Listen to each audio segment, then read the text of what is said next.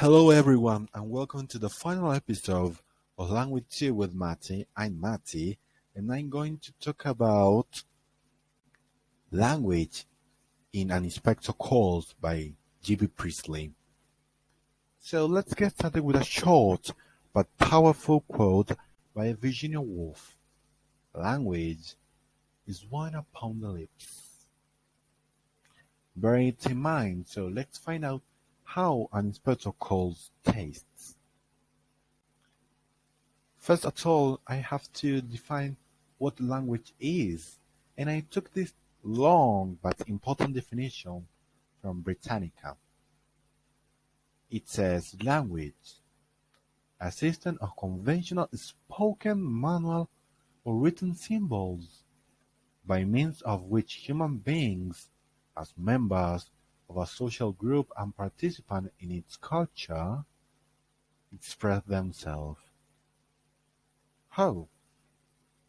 So as you may expect, I'll go a little bit beyond of written form in this analysis of the language in this literary piece. So, first step in this analysis, classify the literary piece. It's a play. That's the short and correct answer. So, as it's a play, we have a description of the scenario and a description of the characters. And there are a lot of dialogues, and we have to think the dialogue in two different ways. The dialogue is expressed in the oral form, and the dialogue is expressed in the written form. And there's a problem when someone is writing a play. How can I fit my dialogue to the dialogue in the performance? Well, G. Priestley considered this and find out this way: repetition. In real life, we repeat ourselves even though our intention is to go straight to the point. So these repetitions means fit correctly the speech length with the dialogue and express emotions. This is really important. For example, Sheila, when she expressed how regretful she is, she repeats a lot her emotions. Okay? Or when Eric is hesitating, is doubtful, he's saying, you you could have done something different, like thinking. Okay? And within this, we find the dramatic features, dramatic pauses, interruption, and stage directions. Okay? The first one, dramatic pauses, is really important because in a play it's really good, let's say, to create an atmosphere and at the same time a catching on of atmosphere. So a really good example of the in this play is the end of Act One. Okay, that dramatic pause allows the people to keep thinking about what's next, because in drama, in the play, we have to think there are intervals of time for the audience to go to get some drink, some sweets, or go to a toilet.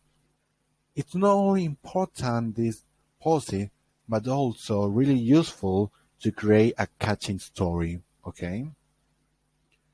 As well as stage directions. You have to imagine when Mr. Berlin is speaking to the family, not with the family, to the family, and imagine that he is walking all around the scenario. Why? because this ego that you previously created for him is really important, and it's expressed in the way he walks. If you have the opportunity to watch a record of the original play or the film by the BBC, um, you will notice that Mr. Berlin walks in a really proud, sorry, way. And interruptions. Why did I leave it for the end? Well, it's not the end, of course, but this is really important because you Priestley, at the same time, wanted to create such a hateful and annoying character. Okay? Mr. Berlin should be, and is, in a certain way, really hateful and annoying. Why? Because he is the main character who interrupts. He interrupts a lot all along the play. For example, when Sheila speaks, he interrupts. He didn't want to Sheila to continue clarifying all these shameful scenario for them. Sorry.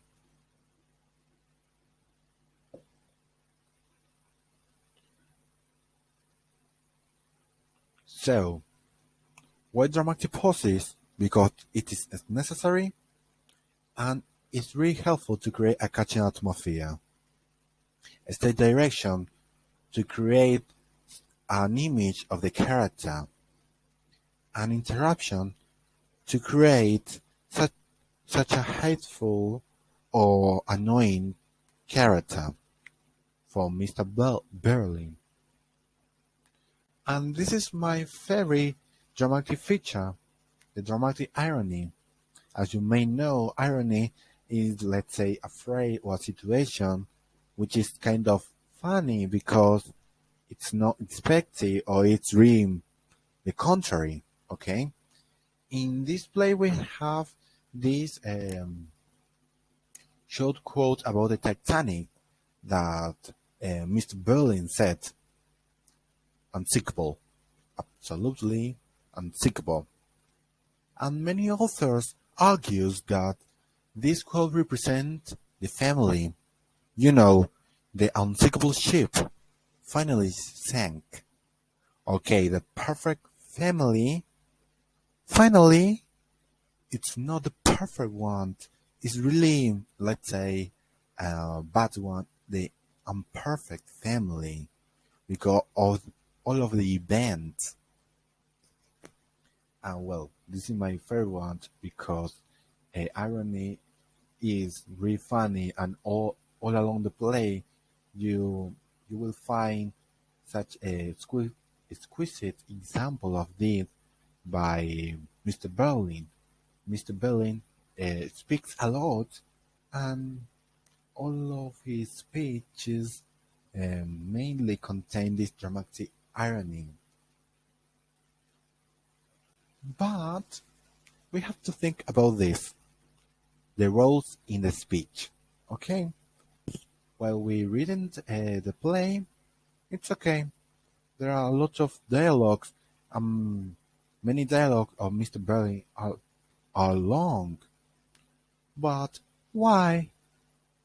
Okay, the roles in the speech create such a like a status, and this is the most clear example between Mr. Berlin and Eric.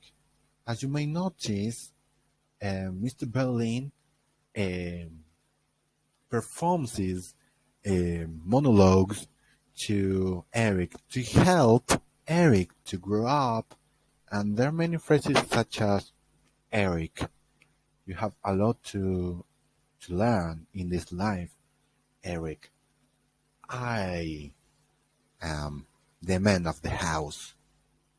So, this role of speech creates such as unbalanced hierarchy in the family, and it also helps to prove um, the theory of well Mr. Berlin is such a helpful and knowing character.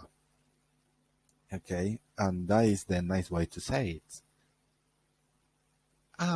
Finally, we have to go beyond the lines, and we have to think about Inspector Ghoul. Okay, as you may know, an Inspector Ghoul it contains a lot of symbols. Okay, and we have to think about it.